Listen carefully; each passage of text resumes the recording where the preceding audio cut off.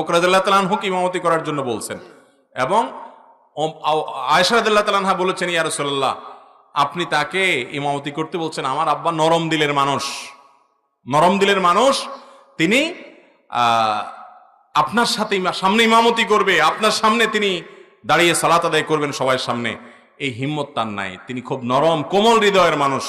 তো এই জন্য ইমামতি রাসূল সাল্লাল্লাহু আলাইহি ওয়াসাল্লামই করছেন। কিন্তু রাসূল আকরাম সাল্লাল্লাহু আলাইহি ওয়াসাল্লাম অফার করছেন, ইশারা করছেন কাকে? আবু বকর সিদ্দিক রাদিয়াল্লাহু তাআলা আনহু। নবীজি যদি আল্লাহর নবী হয়ে জীবনের শেষ মুহূর্তে এইভাবে এত কষ্ট করে টেনে টেনে বাসায় পড়তে পারতেন, অসুস্থ মানুষ, কিন্তু না, পাওকে মাটির সাথে টানতে টানতে দুজনের ঘাড়ে ভর করে করে তারপরে মসজিদে গিয়ে সালাত আদায় করেছেন।